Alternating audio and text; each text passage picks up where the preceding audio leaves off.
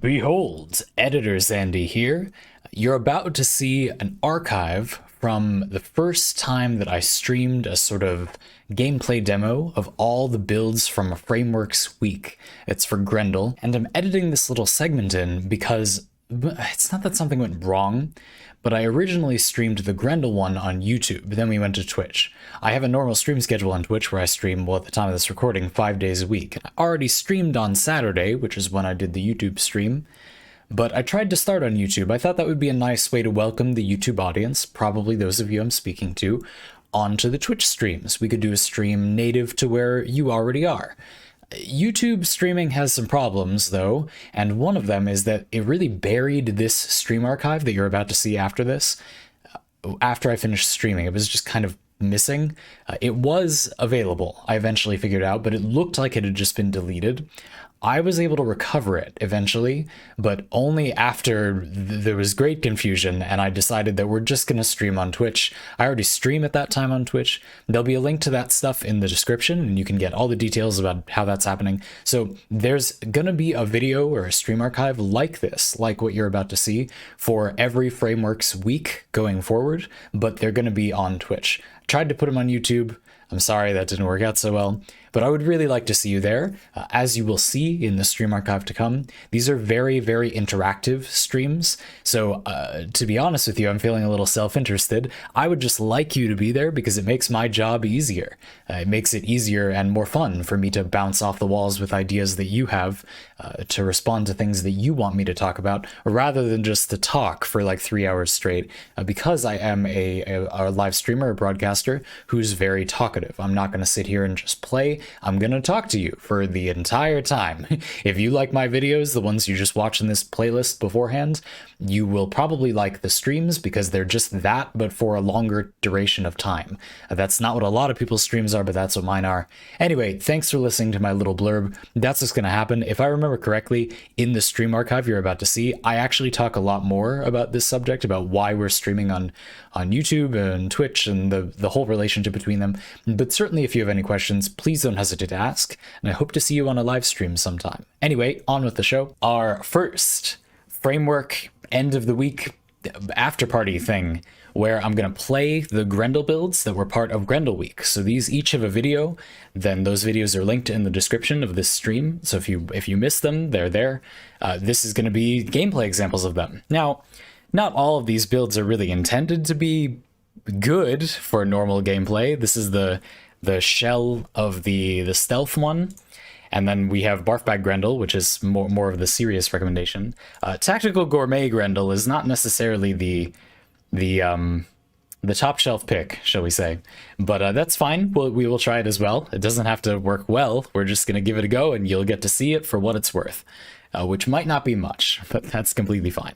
We do need to pick a companion. I kind of copped out of companions in the Tactical Gourmet build, and for the Barf Bag one, I suggested something like a Panzer Volpophyla. I do also like the idea of using a Kubro a little bit, or even like a Smedekavat or something if you're going to use it for general gameplay. That sounds fine. Manticore, this is my Adarzakavat. Could also be cool. Yeah, we'll go with the Panzer for a little while, since that's one of the things I suggested. But I think it'd be perfectly reasonable to use a variety of companions. I just mentioned in the video that I think you might as well use a beast companion, because Grendel has very high health, so your beast will have little trouble surviving in all likelihood. So it's a good opportunity to use a beast companion, I think. But we'll talk about that a little more, because there are some caveats to the beast companion recommendation. The big one is that it might die kind of frequently if you don't have a way to heal it, so we'll get into that a bit more. Ali Al-Khatib, I hope I pronounced that okay. Wait, what? YouTube stream? Yes. This is a new thing that we're going to be doing at the end of every Framework week. So when you get a week full of builds, you get the tutorial video, you get the Framework or multiple Framework builds, and then you get the bootleg build video that you got yesterday. I'm going to do a stream on the Saturday after that. So usually it'll be ending on Friday, and then the day after that, today, this Saturday, I'll do a stream where we play the builds and just hang out and talk. I normally stream on Saturday on Twitch, and we are going to stream on Twitch after this. We're going to do this for about an hour, and then we'll go over to Twitch and continue for another couple hours. I just thought it was a shame not to include the YouTube audience. I feel like I put a lot of energy into Twitch, and I haven't invited you all to go to the Twitch streams. And the best way to invite you would be to let you do it right here, where you might already be comfortable. So we'll give it a go, and hopefully it will suit your fancy. If you have any questions, comments, stuff you're excited about Grendel, or anything else about my videos, please don't hesitate to ask. I'm just going to use a smattering of stuff and jump into a mission to get started, and try the Barf Bag build a bit more. I haven't gotten to play this as much as I'd like to. So before we go, one of the things to note, one of the issues with this build is that Spectral Rage can be destroyed, and at high levels it probably will be destroyed. So while we're playing it, we're going to keep an eye out for that. That's one of the things to watch for. Another thing is companion death frequency. In fact, actually, to make that point a little better, let me use a different beast companion. I think I even said that during the video itself, that you want to be careful if you're using a...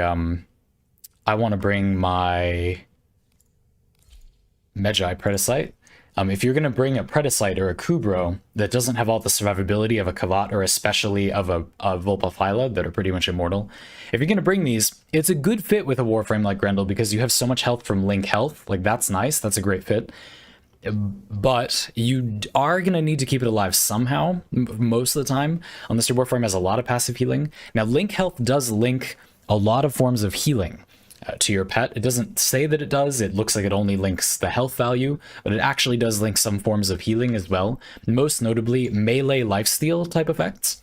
So if you have Life Strike or Healing Return or something, this will heal your companion with only Link health equipped. You don't need to use that other mod that gives you life. I don't know what is that mod called, because I never use it. That's why I don't. Prime Pack Leader. There you go. I didn't even do that on purpose. I just legitimately don't know what this does because I don't use it because it's not necessary.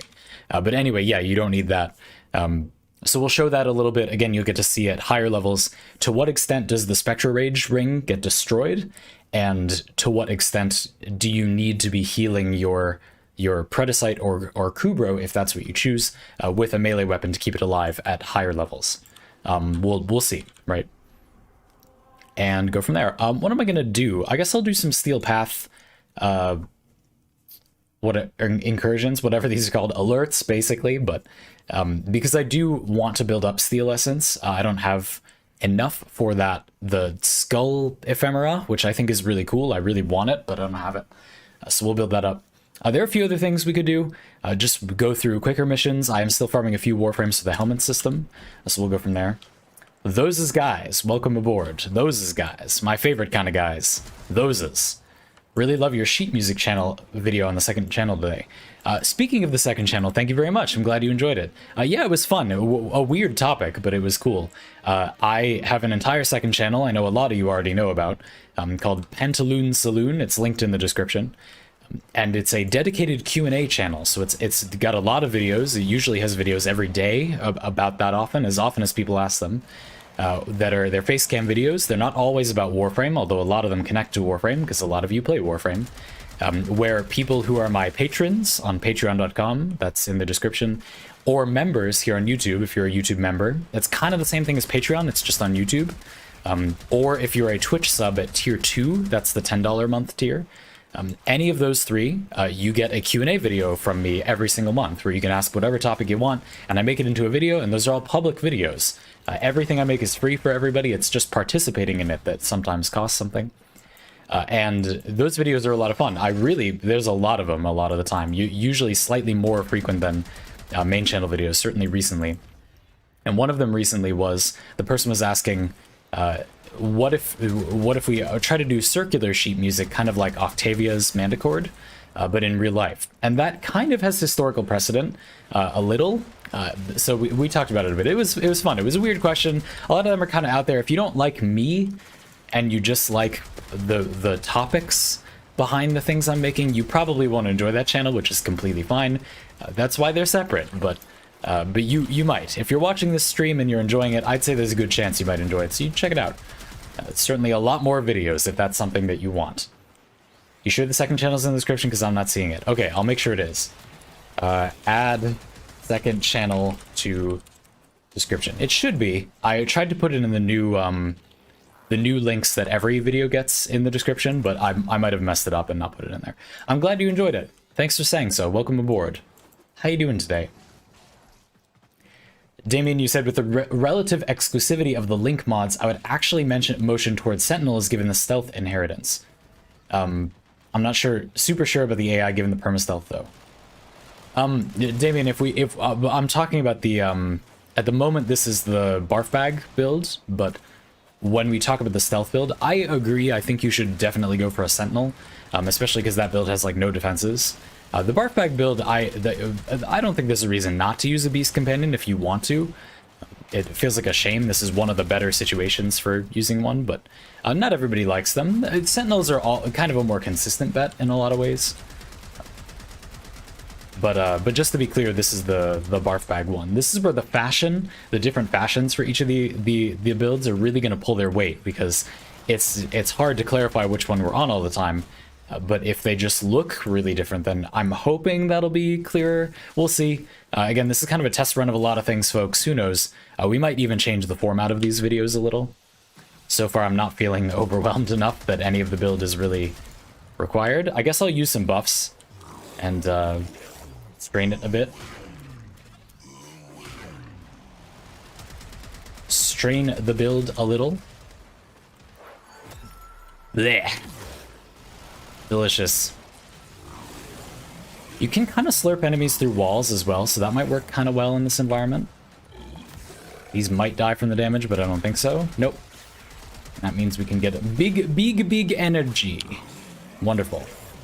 Energy for 1,000 years, folks. Glorious. Delicious.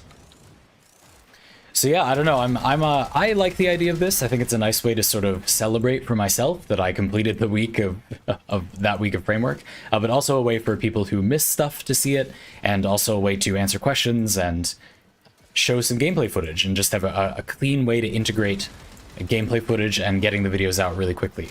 I mentioned to a lot of the Twitch audience a lot of times that I've been having a lot of trouble fitting the main channel videos into my schedule, so I thought I would tell you all, take this occasion to mention that it really felt quite solid. I don't think I'll have any problem keeping up with making them this way, hopefully making them much better.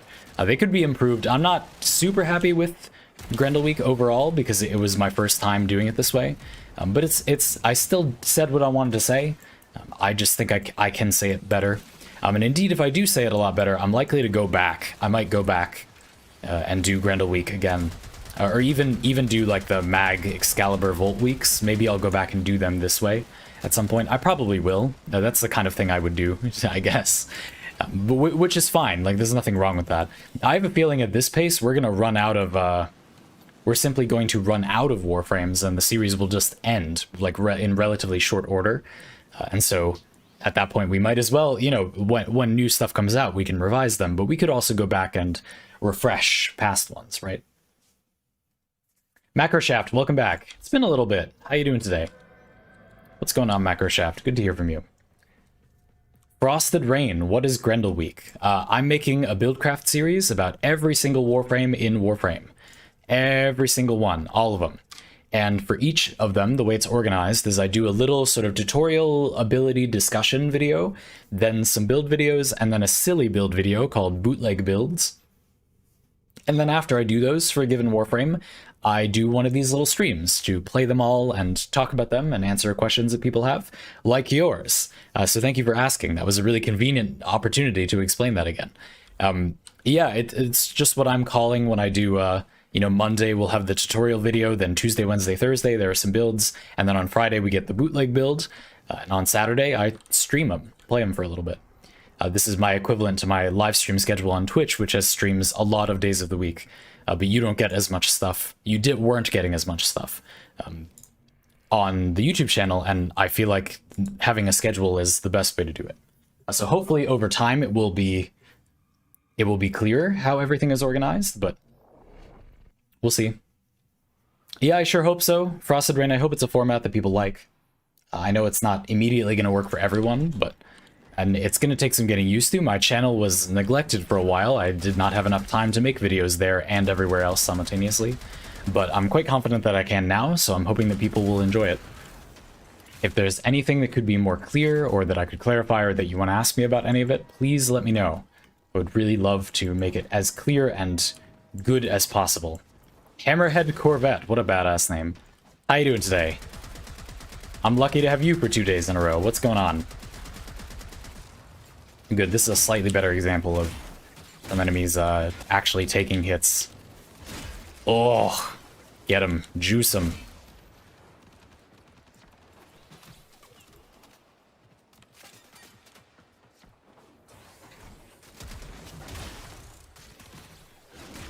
Womp. And we also might test a few things here and there. Certainly if people have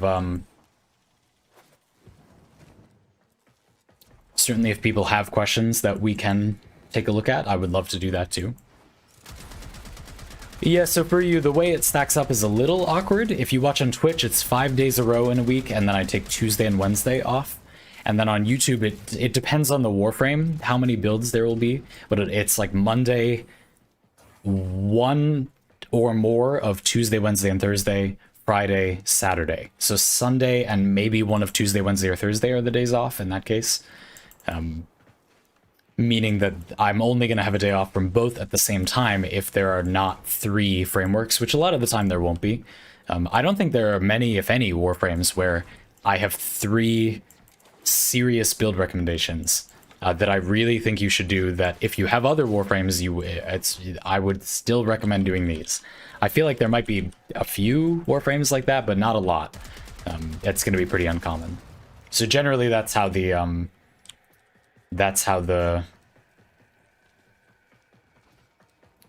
schedule will work. But yeah, certainly if you want, I know one reason I'm doing this, of course, is that a lot of people watching this video don't even know that I stream on Twitch because I don't advertise that I stream on Twitch. I felt that it was cruel to advertise that I was streaming somewhere else, while you, the people excited about the YouTube content, aren't getting what you were excited for. I want everybody to get everything that they were excited for. It meant a lot to me that people were excited for everything, and I want to make sure I deliver on all of that. I hope that now I will be able to. Ah. Oh, this is a good opportunity for a Spectre Rage. Or at least to see if it will survive. Okay, I was able to suck them up pretty quickly, and it actually did stay intact. I forgot to use my nourish buffs that I wanted. It's the good field test. There it broke. Did you see? We'll spit them back out. Womp them with melee to get some energy. Nice.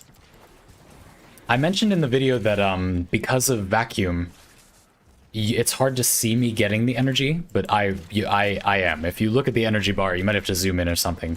It is gaining you a lot of energy. It's a 50% chance to get an energy orb, which is a lot.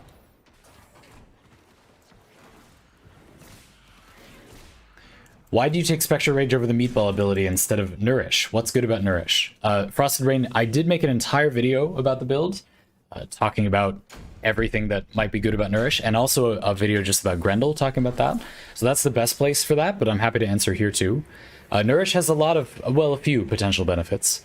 One is that it gives you more energy, which lets you use Grendel's other abilities more. Certainly if you like using the Meatball ability, then you want Nourish because it lets you get more energy. Nourished energy is just a universal energy buff.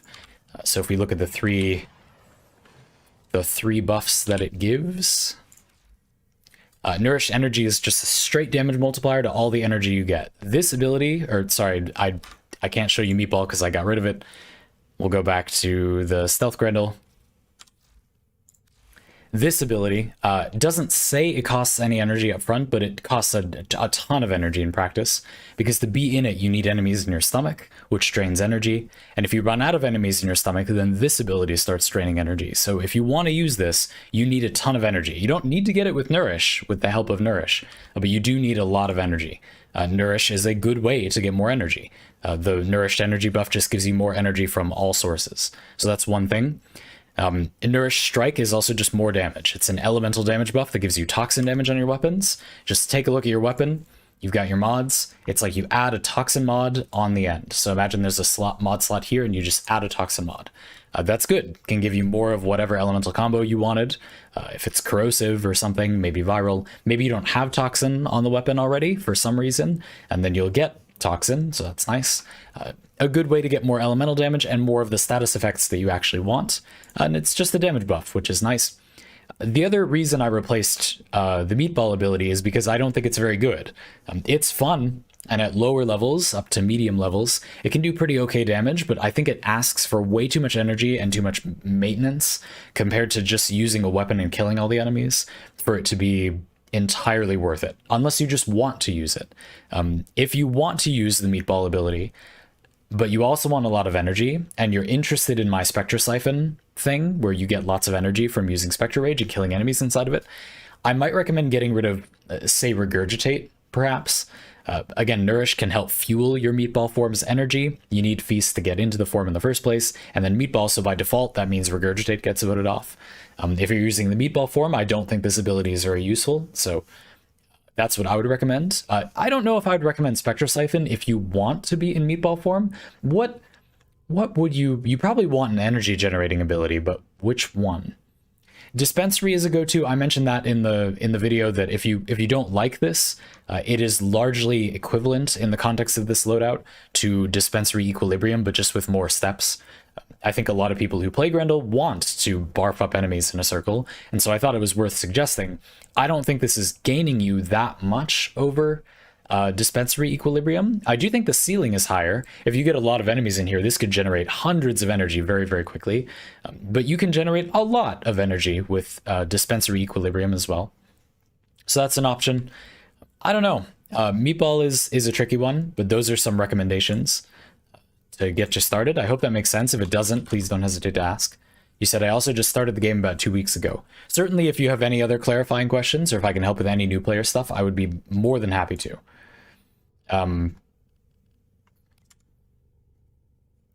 Yeah, I mean, the meatball ability can actually do pretty okay damage. You just have to really have to pay a lot for that. You know, you give a lot up. I'm not saying that's not worth it necessarily. I don't think it's a lot of damage that in a way that's extremely valuable, but that doesn't mean that it's like not viable or something. It still can do some serious damage if you get going quickly. I'm just personally not the hugest fan. It's just something to think about. If you have fun with it and it's effective for you, you should not stop using it. That's just my 2 cents. Speaking of my 2 cents, that is normally $9 through Patreon and YouTube members and such. Barrow is here, and there's a mod. Should we talk about this here? Is this a good place to talk about this? We'll talk about it here. I guess if we do these every week, pretty often it's going to be when Barrow's here, right? Is Prime Chilling Grasp new? Yep. Yeah, it's weird. I'm not sure how I feel about this one. We'll take a look. Not particularly relevant to Grendel, but well, what are you gonna do? We'll talk about this more during the Twitch stream, but we might as well show Barrow's inventory. If we do these on a Saturday, most weeks from now on, this is gonna apply pretty frequently, I guess. Well, yeah, but then when it's up, this will be, you know, you're probably watching this as a video archived on YouTube after the stream. So this is probably gone by the time you're seeing it. Nah, maybe it doesn't make too much sense. But yeah, anyway, this is new. It is pretty interesting. It sets a pretty interesting precedent. I don't think it's great a lot of the time, but there are some good uses for it, I think. Let's say put a pin in it. I'll talk about it more on Twitch. I feel like it probably makes sense to not focus on Barrow during these, but if people want that, don't hesitate to ask. My short version is, I'm not sure how I feel about getting primed damage mods for every vanilla element. I'm not sure if I think that's a good thing. It's not a terrible thing. I'm not sure I want that is all. But yeah, it's potentially pretty good. It's not so much that I'm worried that it's bad or something. On a lot of shotguns, something that came to mind was you might like to do something along the lines of, again, I don't have it ranked up, but Prime Chilling Grasp, and then you're going to make viral. You know, a lot of the time you might want to make viral. So this is a lot of viral, and then you get some status. And then perhaps you would use, what is that mod called? Motus Setup. Pretty good value mod for a shotgun. You get a lot of stats for one mod slot. I think this is also nice because shotgun critical chance mods are kind of bad. They're weaker than most categories, the weakest of all weapon categories by some metrics. And so getting an extra critical chance mod for more consistency, that's nice, potentially desirable. I think the way a lot of people play this condition is very easy to activate, just having bullet jumped within 4 seconds. A lot of the time you just have, I don't know. It depends on you as a player, of course. Something to think about, though. And so in that case, you also get a lot of the status back, and I think a lot of the time you might be kind of interested in this anyway. One bad thing here is you have viral, and you have a lot of critical chance, but you're using 3 mod slots, so now it's a little bit more difficult to fit hunter munitions, which you likely want if you're using all of this. You could have Motus Setup replace your critical chance mod entirely, I suppose. I'm not sure how I feel about that, but some thoughts. Yeah, Damien mentioned something that I don't like about this thing, which is that before we got this mod, there was a vanilla elemental damage mod that was primed for every weapon category. So shotgun, non-shotgun primary, secondary, and then melee. And they were different. And I kind of liked that because it gave them each some different flavor.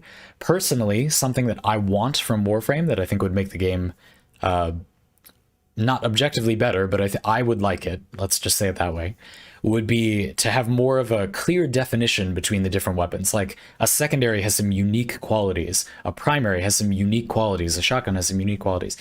It's a little tiny bit true at the moment, but this makes it a little less true because now there are multiple weapons that have a primed cold damage mod. That's pretty minor at the moment, but if every weapon had every vanilla elemental mod primed, then that would significantly reduce the differences between the categories, which personally I think matters. Your mileage may vary. It's not the end of the world or anything. Just personally, that's something I thought of. I guess it does kind of give primaries a thematic thing where they both primary categories of weapon have cold. That's true. That's a thing. Am I hallucinating and the Colossus is not a weapon? Or no, it's what weapon is this? How am I somehow not? Folks, I just had it equipped. What was that weapon? The Quellor. Yes, okay. Yike. Scary. Matthew Munoz, you said, how do you feel about the deluxe skin for Revenant? Do I know about that? I don't think I've seen that. I'm not sure I've seen that. I don't know. That sounds cool. I think Revenant's default appearance is a little much, so I think it would be cool to have another option. I don't dislike Revenant's default appearance, but like many Warframes, he's a Warframe that I would like the option to try a different appearance. I'm also very self-interested because I'm going to make at least 2 builds for every Warframe in the game. At least one, a bootleg build and then at least one other build, maybe 3. And so I really want any cosmetics for every Warframe because then I get more options. So I guess my knee-jerk reaction is to say I'm excited. But that's just me. How do you feel? I haven't seen it. Maybe not so much a Revenant fan, some people.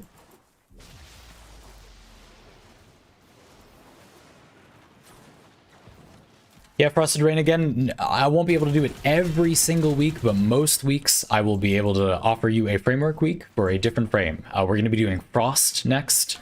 Next week will be Frost. Hope you have a good day at work. Or did you say at work? Hammerhead, you said, do you think primary should have higher critical damage mods to help them scale some more? No, they already have notable critical mods. Primaries already have, or not primaries, I should say rifles, I should specify. Rifles already have better than average critical mods. I think that the main task is to, that was efficient, the main task is to make them good in a different way. Personally, I think this is one of the times to, where it would be nice if we got just more damage on primaries, just add damage. There are also a lot of status effect related things that could make the situation better. Like, for example, they gave weapons the ability to have over 100% status chance, but they didn't buff the status chance of weapons that don't hit very frequently. That would be a really good way to help a lot of primaries as a category would benefit quite a lot from that. A lot of them would. Sniper rifles, for example, would benefit quite a bit from having a proportionally increased status chance. They made the change that allows that to work out, allows slower firing weapons to have good status output. They allowed weapons that have over 100% status, but they didn't actually give a lot of weapons more status chance. I don't know why, but that would help a lot. They had the good idea. As is often the case with digital extremes, they had a phenomenal idea to allow weapons to inflict more than one status effect at a time. They just need to do more to make that idea complete, to get all the benefits out of that idea.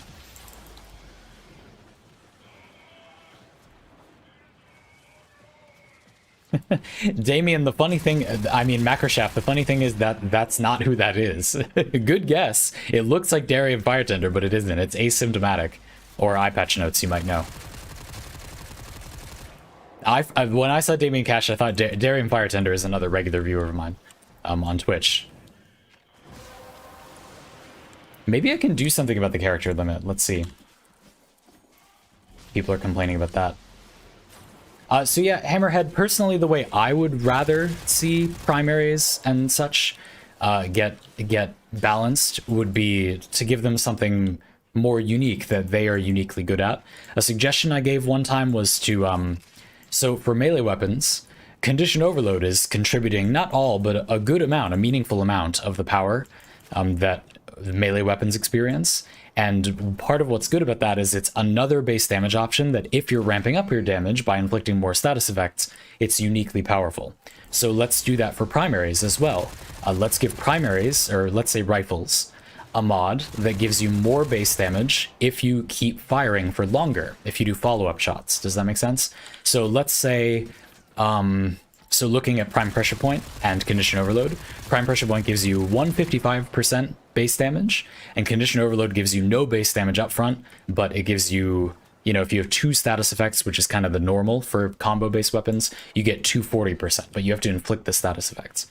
So with Serration, it gives about the same amount, about 165% base damage. So let's make a new mod called Sustained Fire or something, that it's you equip this or Prime Pressure Point or both, but again, you don't usually want to do that. It's not usually efficient. And it gives you no base damage up front, but for every half a second that you fire the weapon, it gives you 100% base damage up to 2 seconds, something like that. Again, those are not final numbers. Every quarter of a second, you get 50% more damage. Every half a second, you get 50% more damage, up to 3 seconds. I don't know exactly, but something like that, right? So the sniper shot counter, that works differently. The key thing to keep in mind is separate multipliers. The sniper shot combo counter is a separate multiplier. You don't want to take that away. You want to leave that and give them another one. And remember, for snipers, it would actually be hard to use this mod because you have to keep... I don't know what keep firing would mean, but fire at least as... yeah, we'd have to define what continuously firing means so it works on non-auto weapons. But for snipers, that might be hard because they'll often have to reload or they have slow fire rate or something. So that might make it hard. Trade-offs like that. That is how I think it is the best to give primary weapons, secondary weapons, some additional damage and power and options if that's what they want to do. I think it's probably worth mentioning as part of this discussion that I don't think that primaries and secondaries really need to be buffed that much. I think that the idea of melee being way more powerful is a little overblown, and mostly comes from the fact that you can make an incomplete melee build, and then Blood Rush and Weeping Wounds ramping up will carry the build. And if only there was a way to deal with that problem. A maxed out build, I think most of the time they're not that far behind Blood Rush and Weeping Wounds builds, unless the enemies you fight are too tanky for you to kill with those other builds easily. And that is often not a problem in my experience. It's not never a problem, but I think that the problem is more complicated than just primary weapon combo build. I mean, sorry, melee weapon combo builds are overpowered. I think it's a more complicated problem than that. And it should get a more complicated solution. A lot of people have said, just give every single weapon condition overload, and that would be the actual worst, in my opinion. But I know a lot of people want that. I just think it would really homogenize things. So the mod would work like a combo counter for primaries. Again, no, that's not how the sniper shot combo counter works. That is a separate multiplier. Again, what you need to keep in mind is to make things do more damage, you don't just want to give them a little more of the same kind of damage they have, you want a separate multiplier. So this is a base damage mod. It's not like a combo counter.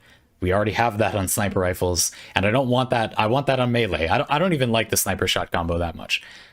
I think it's a little similar to melee weapons. I think it could work a little, I guess it does work a little differently, but no, it's a mod that would, you keep firing your weapon consecutively, and at first it doesn't do much damage, but then it ramps up to a lower maximum. It does have some similarities to a combo counter, I suppose, but there are a few key differences. You don't need to hit enemies for it to rank up, my version, my sustained fire mod.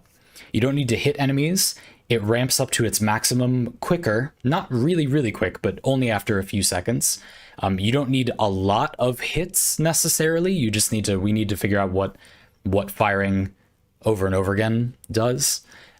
It's not about accuracy. It's not about actually hitting enemies, and it's not about long-term ramp up. It's about, like, for the first second or two, you give up damage so that after the second or so, you get a little more damage. It's just about that little trade-off. Yeah, it is a little similar to a combo counter, but again, there are some key differences. It would multiply a sniper shot combo, and again, it has some key different requirements. Damien, I really liked before when we were talking about, I explained why I'm not the hugest fan of, where is it? I should sort by recent. Of Prime Chilling Grasp, because it sets a precedent, and you said the spooky, scary precedents send shivers down your Buildcraft spine or something. Very, very noble attempt. A noble attempt. So basically turn the Tenora bonus, getting more accurate over time, into a base damage mod. Yeah, the Tenora is a weapon that is similar, where, like, just firing it a little, it does the damage up front, but the Tenora is unique in that it gets more accurate as you fire for longer rather than less accurate. Kind of like that. Basically, your fire rate, speed, you'll ramp up faster. No. So one of the problems with I'm going to swap to the stealth build. While we talk about that, we're talking about this idea for a primary damage mod. It's going to be a base damage mod, so it's only additive with Serration. It's not a separate multiplier. This is like Prime Pressure Point and Condition Overload, Serration, and this new mod, which I'm calling Sustained Fire. The idea is that as you shoot, it ramps up your base damage. So you have bad base damage initially, but then you eventually get pretty good base damage. One very important caveat is that we don't want to make it work with fire rate, because fire rate is already a multiplier. So that could get a bit overpowered pretty quickly. And it will also make people, I don't think this is bad, but people will complain that they don't have enough mod slots, which I don't think is a big deal, but a lot of people do. No, not with fire rate. The idea is just per second that you are firing. It'll probably be something like, here's how you word it. Every half a second that if you do not go half a second without firing, if you fire at least once every half a second, you accumulate 50% base damage, capping at like 250% base damage. So if you have not shot for a half a second at the most, then you ramp up your base damage up to 250%. So the bonus is a lot more than Serration if you ramp it up. But at first, for the first second or so, it's a lot less damage. You have to keep shooting for a second or two for it to be a lot more damage, but then if you keep shooting, or if it's really easy to keep shooting, like with an assault rifle, an auto weapon, then you would quickly get a lot more damage than Serration, but initial damage would be a lot lower. That's how you'd want it to work. Because if you make it work with fire rate, then the weapon kind of snowballs a little. Maybe successive shot also give more multi-shot. Well, again, the problem with that is then you're giving the weapon more multipliers, which gets dangerous. I'm not saying that couldn't be an interesting idea. The mod could just be a multi-shot mod, something like split flights, although we do already have split flights. I'm sorry, I forgot to swap companions. So we're using the really janky build now, the stealth-based build where you eat an enemy with a cloak arrow on it. One of the caveats with this build is I don't think you're going to keep a Kubro alive very easily, so let's use a companion, a sentinel probably. What do we want? Maybe just worm, something for safety. Kick enemies away, maybe don't give a status effect. Another key thing, since we're talking about this balance thing while I play these other builds, another key thing that I want to highlight is that when I suggest balance changes, I really value simplicity because I think a lot of Warframe's balance problems are relatively simple. They should not be tackled with a complicated solution because it is simply not necessary to do that. There isn't a reason to use a really complicated solution when a simple solution should be sufficient. So you'll see me biasing for, you'll suggest not a bad idea, but something maybe a bit more complicated, and I will tend to push back against those ideas a little. My question for those ideas is this idea, can you make this idea good without making it more complicated? And if you can, I think we should do that. The same thing with status changes, like for viral, can you make viral feel more balanced without making it more complicated? Yes. So do that. Don't make it more complicated. Don't change the effect. Don't do all this funky stuff with it. Just give me a version that is as simple but is more balanced or more fair. There we are. Enemy, you believed in your hubris that you could simply... Ridiculous. Get the hell out of here.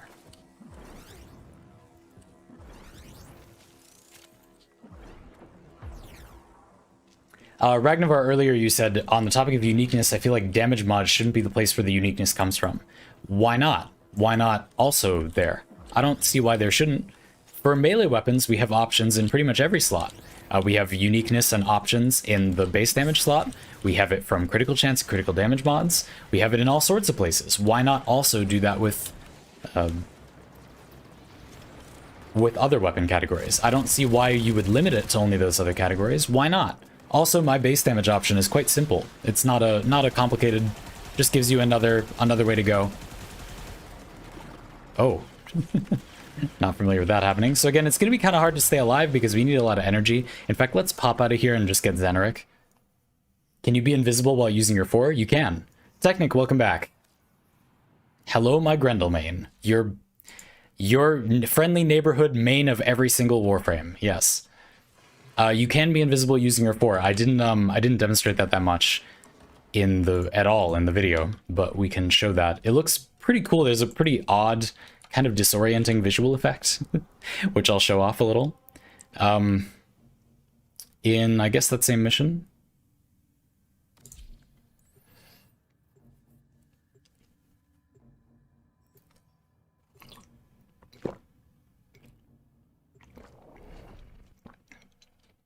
Well, Macroshaft, and another thing to keep in mind, though, is rather than saying, when you say successive shot using multi-shot over base damage, to throw a wrench in the works a little, you got to think like a developer, though. You can just increase the amount of status chance on primary weapons. You don't have to give them more by making the successive shot mod I'm describing give you multi-shot. You could just give primary weapons more status chance, especially slower firing ones. I mentioned earlier that one change I would really like to see is for primary weapons to just have more status chance, slower firing ones.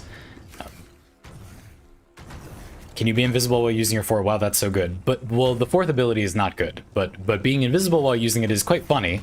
It looks really weird. It's quite disorienting. You see, you're virtually invisible. There's just like a little distortion effect. Your Sentinel is invisible, and you can kind of see that. But you are virtually indistinguishable from the environment. Meatball is not a very powerful ability in my estimation, but you can use it while invisible. Which is very amusing, potentially, if it fits your fancy. Look at this, we're invisible. Sure, this is such a janky build. It's so awkward.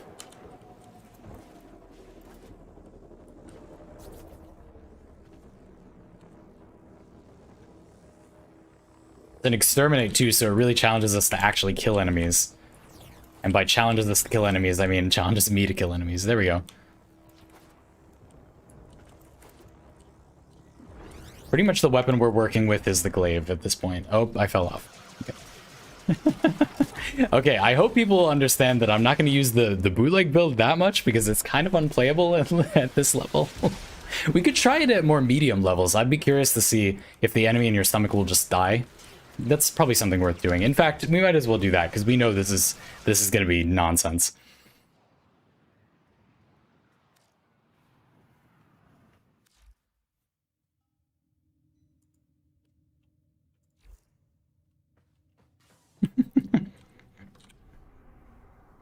Yeah, let's pop off the steel pad. I think we can safely assume that where we're going there is no victory. Let's try.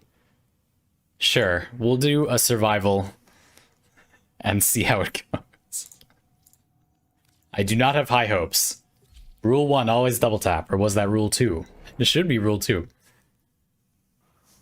If you have Rolling Guard, you'll have 3 seconds to cast Quiver. That's not a bad addition to the build. Adding Rolling Guard is a great fit for this build, yeah. Gives you some breathing room. This is exactly the kind of build where Rolling Guard makes a lot of sense. Remind me, Gabrielle, if I leave this mission and don't remember to put that on, that's a great addition. I should have recommended that. This is exactly the kind of situation where I like the idea of Rolling Guard. Absolutely. Let's, no, okay.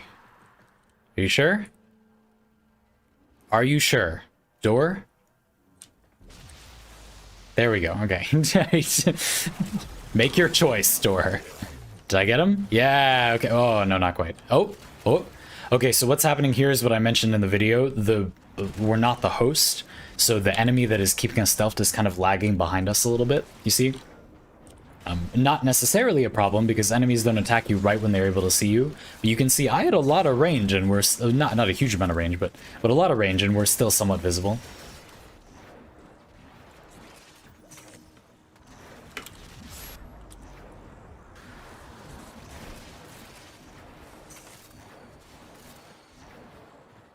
FB, you said, I've tried this at medium level myself. It seems like the enemies do die, but the arrow still follows you. Interesting. Maybe it gets stuck to their corpse or something? That's odd. Huh. We got someone in the stomach. Hold on. Oh, well, rip. Okay. Not anymore, we don't. Cow. There we go. Back in business, folks. Oh. Get those juicy glaive hits. Beautiful. Is your chat here as largely displayed to you as it is normally? No. So my chat overlay, I found out to my dismay when I started this stream that my current chat overlay does not work with YouTube, which is a problem. I might start using one I used previously, which would work with YouTube, but I disliked other things about it. I'll think about it. It's not too much of a problem though. Like I just have to look over here instead of over here. Which, like, you can probably see very little difference between the two things I just did, so I guess it's not so bad, right? I don't know, it's fine so far. It does take a little getting used to. I'm being a little slower getting back to people's messages than I'd like to be. Oh, did we miss the stealth? Okay. Nope.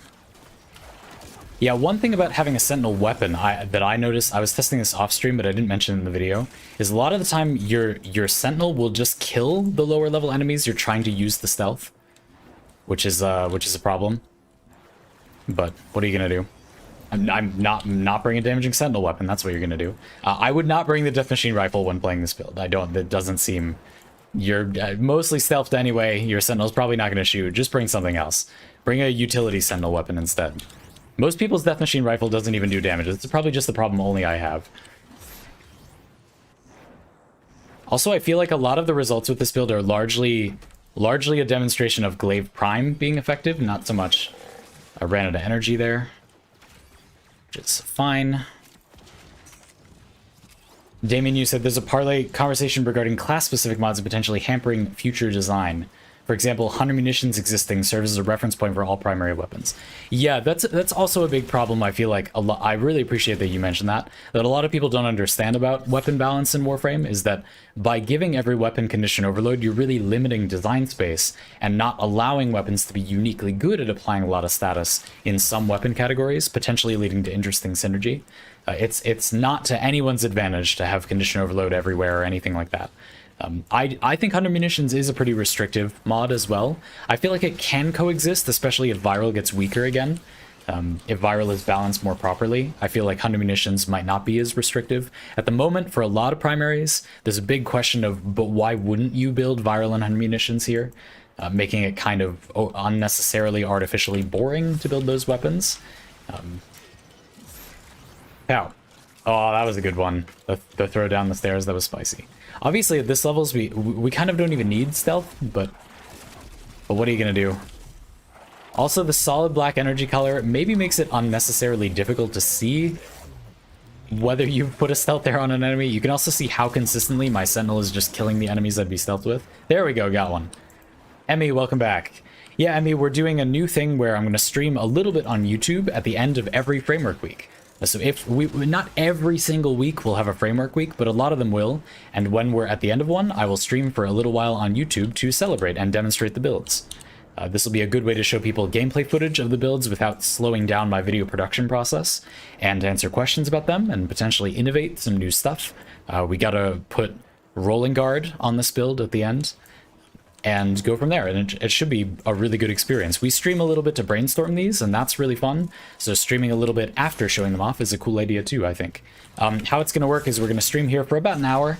That's going to be an archive video available here on YouTube, and then we're going to continue streaming on Twitch for a little while, which I hope you will all join me for.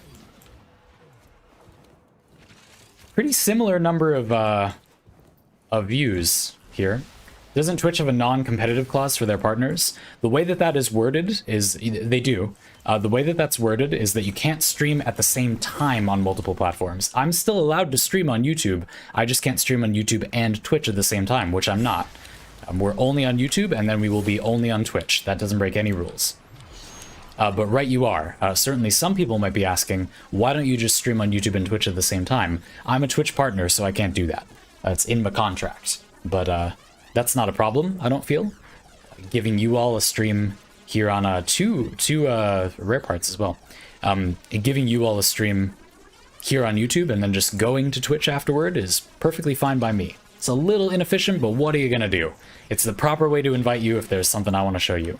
If my stream is so different than everybody else's, I should conduct it differently and invite you differently than everybody else. So I shall.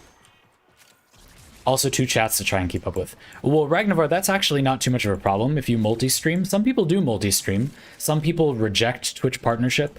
Or even if you're a Twitch affiliate, you have the exclusivity clause. But some people don't become a Twitch affiliate and stream on both platforms. And you can just use a stream program to collate the chats. Ragnavar, I have a program installed that could, I don't stream on the platform simultaneously, but if I did, there are programs that will just automatically combine both chats. That's actually not a problem at all. I have streamed to both platforms simultaneously before. I wasn't always a Twitch partner, and that wasn't really a problem. It's actually pretty nice. The choice of whether to be a Twitch partner or whether to stream on both platforms is a real choice. There's a real argument to make both ways.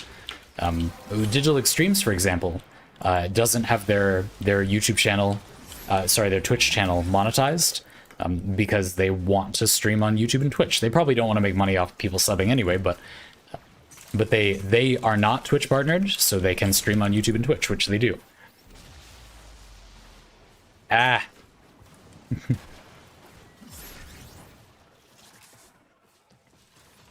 What's your take on the new Prime mod? Do you think it's going to be mandatory as long as you want to optimize your build? No, pretty much no mods are mandatory, even with how similar our builds are at the moment. Pretty much the base damage mods and multi-shot mods. No, not at all. There are very few mods like that. The simple fact that it gives you it gives you elemental damage and not any status chance already makes it it's automatically not going to be the best option all the time. But do I think it'll be good some of the time? Yes, for sure. The other primed elemental damage mods are good a lot of the time, and this one will be too. I don't think it's going to be good all the time. I think it will be good a lot of the time. It's a primed shotgun mod that gives you cold damage. It's primed cold damage for shotguns. It's part of viral, which means it is going to be useful a lot of the time, as you know, viral and then the toxin status element. That is good a lot of the time, but it's not going to be good all of the time. And builds, a lot of builds are, you know, it's kind of like a trade-off a lot of the time. That builds are good with it, but also good without it, or good in a different way. So no, just like most mods, it's not, nothing is mandatory for anything in Warframe, but I do think it will be a good mod a lot of the time, sure. Let's miss, that should be a hit. There we are, very nice. Gabrielle, we haven't left the mission yet, but I will try my best to remember. I will try my best to remember. So yeah, big takeaway about what we've been doing so far in this survival mission is if you want to play tactical Gourmet Grendel, probably don't put Death Machine Rifle on your Sentinel. Probably just straight up put an undamaging Sentinel weapon on your Sentinel. Probably for a lot of you, that's not asking much, but for me, it is. I have a lot of damaging Sentinel. Well, I guess not highly damaging, but a few highly damaging Sentinel weapons that I use a lot. And it was a big mistake to bring one of them when playing this loadout. Dat name is, welcome board. I haven't played Warframe in like a year because I ran out of stuff to do and got bored. Lately, I felt like I kind of missed it. Is there any point in reinstalling? Well, of course there are points in reinstalling. I can't tell you whether you would enjoy it, but Warframe is largely a game where you make your own goals. There is a lot of new stuff. Are you interested in it? Do you like the open worlds? There's a new one. Did you like getting the new Warframes? There are some new ones that are pretty spicy. Do you care about what's good and powerful? Because in Warframe, I think a lot of the time you're just going to get one thing that is powerful and then that's it. Players that like grinding for more power, probably Warframe is not a good fit. I don't want to discourage you, but I feel like Warframe is not a good fit for that. It's not that kind of game. Warframe is much more about what is called horizontal progression, getting more options, rather than vertical progression, which is getting more numbers. I hate vertical progression, so I kind of like Warframe for that reason. But if you like vertical progression, then I don't think Warframe is a good game for that. Early on it is. You could probably play it for a while and have a good experience of that. But eventually it stops being that.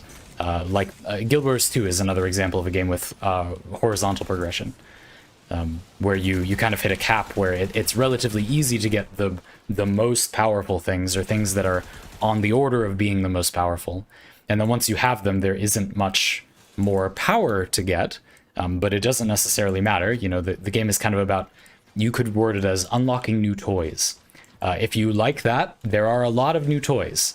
If you're interested in new quests, there are a few new story quests. I really liked the Deadlock Protocol story quest. I enjoyed that a lot. You might not, but I thought it was cool. I really liked Protea.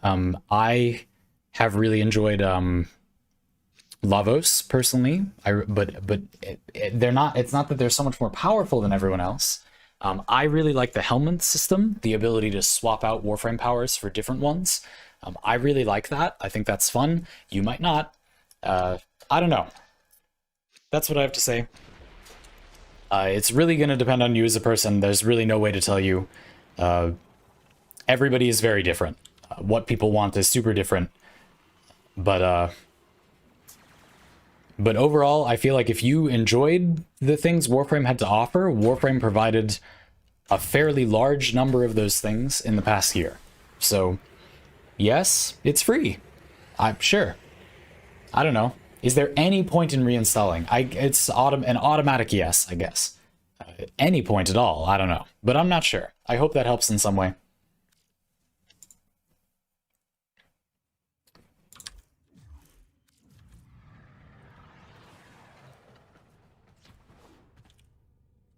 Womp. Let's put on Rolling Guard, a great addition to this build. So the idea here is that because you're trying to rely on stealth to keep you alive, Rolling Guard gives you a small window of invulnerability where you can be safe and set up your quiver shot with a cloak arrow, shoot an enemy, and then eat them in stealth, and then once the invulnerability wears off, you'll be safe. Also, you can purge status effects. That's cool. Great fit for this loadout. That was a great idea.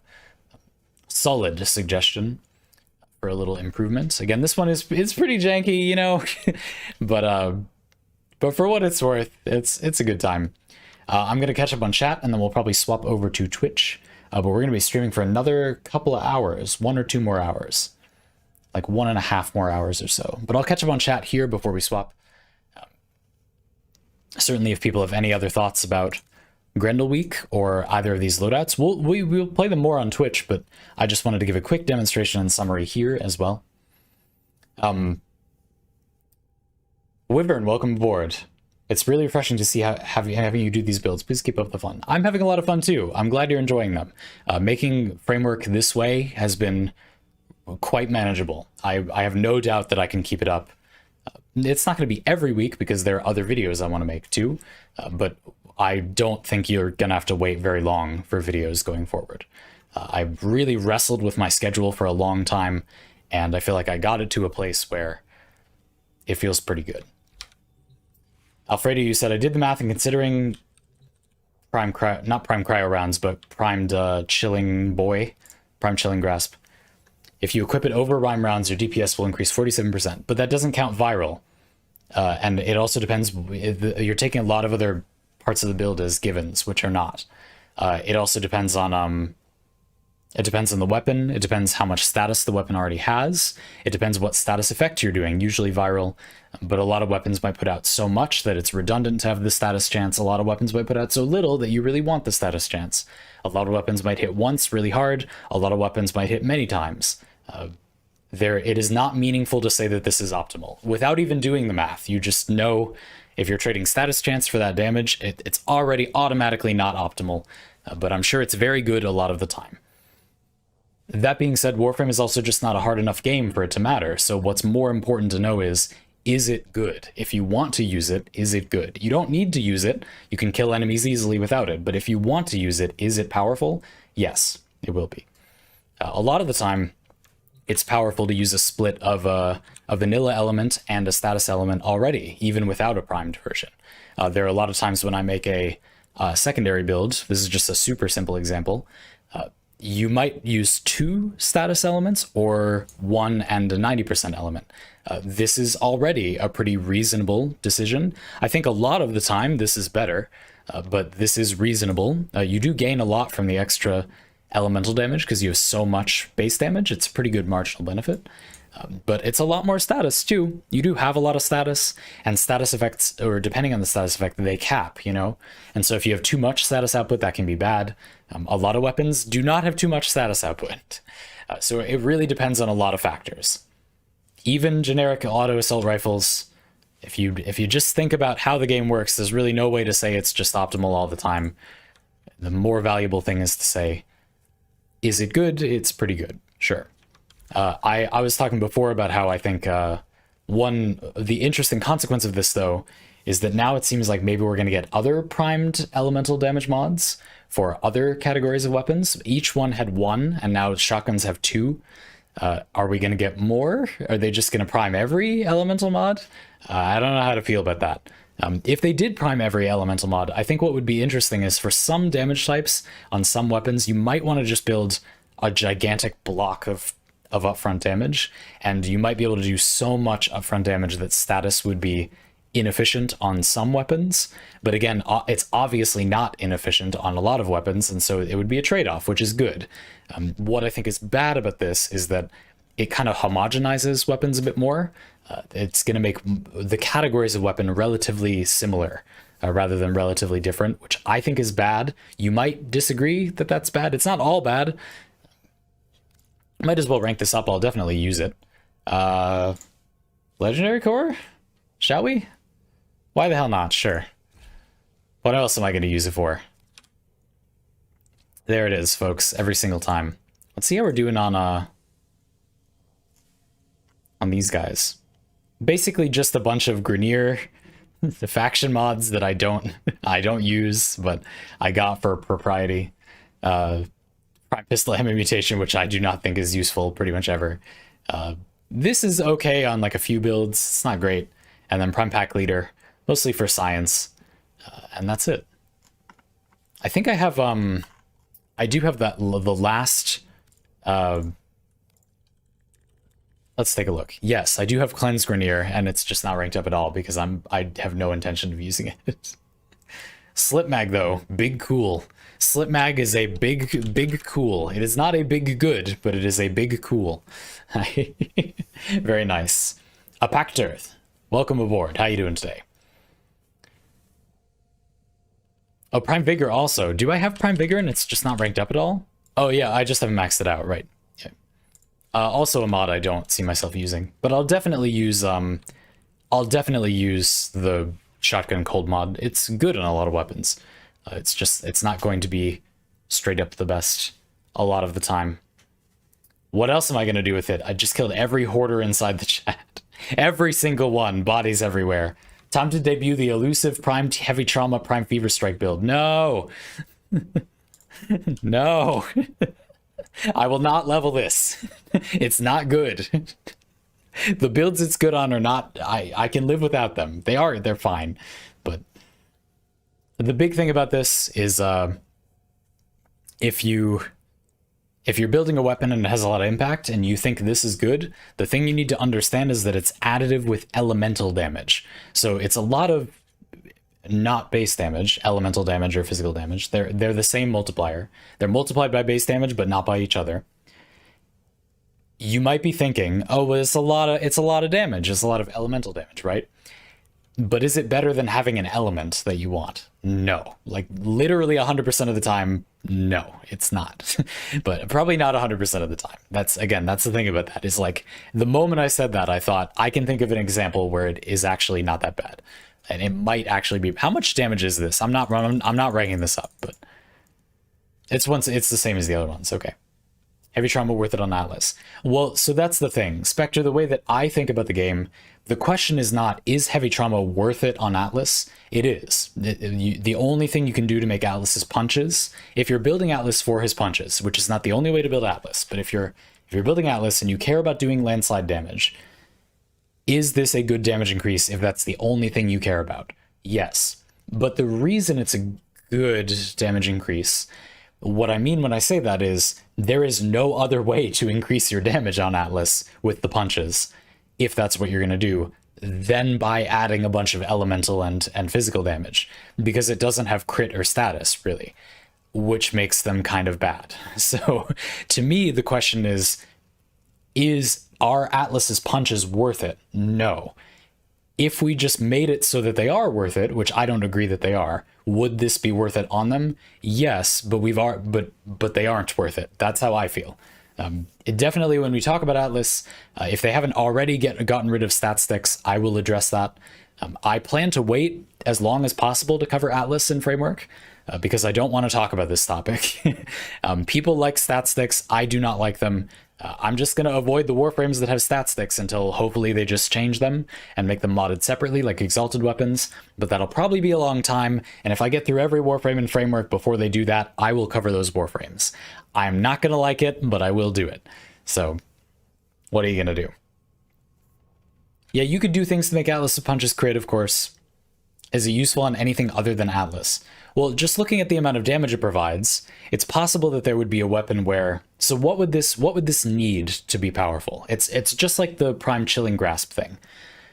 Looking at the mod, you say, okay, it's a bunch of damage, but a lot of the time, the status effects are going to increase your damage by as much, if not more, and you want both of them, so sacrificing the status output is never going to be automatically better or worse. There's gonna be weapons. You don't have to do the math on every weapon in the game. It's very hard to anyway, but it's gonna be that some weapons are gonna want the status one, and some weapons are gonna want the upfront damage. This one, it makes it a bit more simple, because this mod is asking you, is there a weapon where for some reason you'd be willing to just get a ton of base damage at the expense of status chance? And the base damage, not base damage, melee damage, physical damage. at the expense of status chance and an element that you want? And the answer is, okay, probably no, but what would a weapon like that be like? Okay, so it probably just doesn't inflict status. So heavy attack build, I guess. Is there a heavy attack weapon that has like a ton of impact damage? How about Fragor Prime? Okay, so let's look at Fragor Prime and see what we got. That worked out. So this weapon is not all impact, but a huge majority of it is impact. So for the sake of simplicity, we can largely assume that we're getting about 150. It's not quite that much, but just as a thought experiment, we're getting most of the value as impact. It is, in that situation, more damage than most other elemental or physical damage mods would provide. Does that make it good? Well, not yet, because Prime Fever Strike exists. And you would probably, all things being equal, want toxin damage or corrosive damage, for example, on your heavy attack, on your single big swing, more than you would want impact. Impact is not bad, but in every situation where it would be what you would want, I think you would rather have toxin damage, and you'd probably rather have corrosive damage. So let's say that you wanted both. You were going to do toxin and heavy trauma. Well, but wouldn't you rather add electricity and get corrosive damage? I think most of the time you would. So is it just bad? I could imagine a situation where somehow you don't care about the lifesteal, and you don't care about building up the combo. You're building it up some other way or something. And then maybe you have so much space that it's just like, what else do you even put on? Maybe. And then maybe it would be what you want. Like let's say we already had corrosive and then we had a mod slot. What else would we put on? So imagine these are just open mod slots somehow. I don't see how that would happen, but let's just say. Maybe you'd want Prime Heavy Trauma after making corrosive or something. I don't know. Seems like kind of a yikes from me, but one other very, very specific situation where I could imagine primed heavy trauma being good would be if sometimes I feel like impact status effect is actually kind of good if you can get value. You have to use a very specific kind of weapon and you have to hit very quickly and stack it up. Then you get reliable mercies, and some builds might really want what they get from a mercy kill. Personally, I think it kind of needs to be, what we get from mercy kills and the impact status effect both kind of need to get buffed a little. It's close, but not quite there to being something like, in Doom, you do the melee kill and you get a bunch of stuff like ammo pickups and stuff. We're kind of close to being there. That's clearly what it's inspired by, but it's not quite there. I don't think it's enough of a payoff, but I could imagine using this and then Weeping Wounds, and you want to proc like just a crazy amount of impact really fast.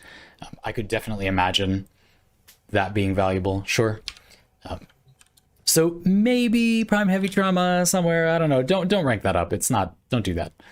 You'll thank me later. I promise you'll be happier that way. Do you think we'll be able to use the Legendary Core on Plexus? I'm not sure. Are those the new mods for Railjack? I don't know. That's a good question. Catch it back up and chat a little bit. Macro Shaft, you said it can be important to get quality procs over quantity, depending on the status effect. That's true. Yeah, exactly, Macro Shaft. The distinction is that, like always, it's never always optimal. That's right. And the conversation about trying to figure out whether it's optimal is not useful. It's a fool's errand. You already know it isn't. Just the way Warframe works, it's just almost always true. It's safe to assume it is not always optimal. But it probably is a lot of the time, sure. Catch back up on chat a bit. Stay frosty. Welcome aboard. Not what you thought I would look like? Interesting. Did you have an image in your mind? Catch back up more. Flame Flash, I hate the idea of stat sticks too, but I know a lot of people like them because of ribbons, I guess. Sarab, you said suggestions on building Corinth Prime. Sure, I think it's a very straightforward weapon to build, but we can talk about it. Shotguns in general, that's fine. Just a moment. Justin, you said mercy kills are not that good when you can do finishers. That's not why you would do a mercy kill. Mercy kills and finishers are both not an efficient way to kill enemies. That's way too slow. We're playing a horde shooter. Killing one enemy is pretty much just automatically bad. The reason a mercy kill could be good would be that you get stuff when you do a mercy kill. You could get a variety of things. You can get parkour speed, you can get energy orbs, you can get health orbs, you can get the ammo. There's blood for ammo that exists. But I don't have it. Interesting. Do I not have it? Anyway, there's blood for energy, blood for life, and blood for ammo. The main value proposition of a mercy kill is that you do it and then you get resources. You're slowing down killing enemies temporarily in exchange for getting energy and maybe health orbs and an ammo. This could maybe be a thing that you'd want to do. Let's say you have very energy intensive abilities that kill a lot of enemies, and then you have a weapon that just blankets enemies with impact procs. What you could do is do a bunch of damage to a ton of enemies with your energy abilities, and then you have no energy. Signal out a few enemies, carpet bomb them with impact procs, and then restore your energy. The problem, what I was explaining before, is that even if you agree that that could be good at some point, there probably is a situation where that would be valuable, but I don't think it is currently valuable, because the mods that give you resources back when you do a mercy don't give you enough of them back. You're not even guaranteed to get an energy orb from this mod. That's just silly, I think. It should be like you get 2 energy orbs guaranteed, but then it has a cooldown. That'd be a better way to do it. They're worried about you wanting to mercy every single time or not be optimal, so these are weaker, but the better way to do that would be to give you a lot of the resource, but then you can only use it so often, you know? And impact procs. If you do a lot of impact, you will notice that enemies will reliably be open to finishers. I mean, to mercies. But it's a little slow, and if the weapon isn't like a lot of small hits, a lot of very small hits, like a really far in the direction of an assault rifle, the enemy will just die, and then you can't use them to get more energy back or something. So at the moment, I think the way impact opens enemies to mercies is a little bit too weak, and the mercy-based mods are way too weak. But if they weren't, that could be a very good thing to do. And if that was a good thing to do, then you might want to use Prime Heavy Trauma to enable it, I guess, maybe. Just to be clear, that's what I was saying. Mercies and finishers are largely inferior for actually killing enemies. They're just too slow. You're killing one enemy at a time.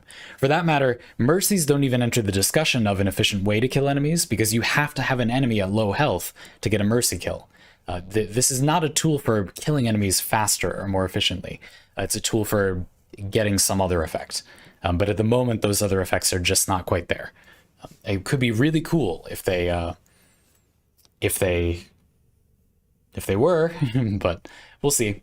Mercy hasn't really gotten a balance pass, if I recall. So there's a chance that in the future this will be more powerful. This is a trend with Warframe. Generally, what we get is it's a very good idea, but it's not fully realized, and then eventually you usually circle around to it. So hopefully in the future we'll get that. But developers, if you're listening, that's what I think you should do, and that is why.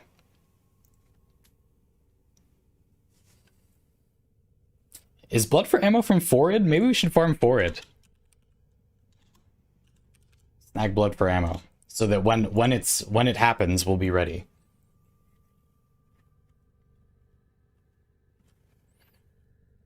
Yeah, and then Parazon stuff could have like revive-based mods or like capture target-based stuff. Exactly. All right, folks, we're going to swap over to Twitch. The stream is not over. We're just going to continue it on Twitch. I stream 5 days a week on Twitch, and this is one of those days. I just wanted to welcome you all to that stream by streaming on YouTube a little bit first. I hope that's okay. Here's how it's going to work. I'm going to post in chat a link to the Twitch stream. I'm going to need to turn off my streaming software and turn it back on. So you're going to get that link and go there, and there's not going to be a stream there immediately. There will take a few seconds, right? So be patient. If you refresh your browser window, that might help. And we'll stream for another hour and a half or so. If you can't find the link, or if I post it in chat right now and it doesn't work, which I will. Oh, it looks like it did. But anyway, it's also in the description. And if you're watching this after the fact, thanks for watching. We got a bit off track, but that's usually how my streams go. I'm happy to just field questions, show you a little bit of gameplay example of the silly builds that we showed off this week, and the less silly builds. I was a little bit impressed with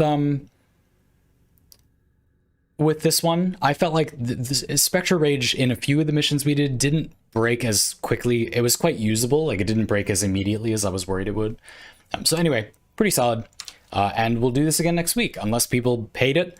If you liked it and you do want me to do it next week, let me know, because I'm considering whether we should keep doing this and in what form. It's just an experiment, so please let me know. And thanks for watching. Hope to see you next week, or on the stream during the schedule. I'm going to go over there right now.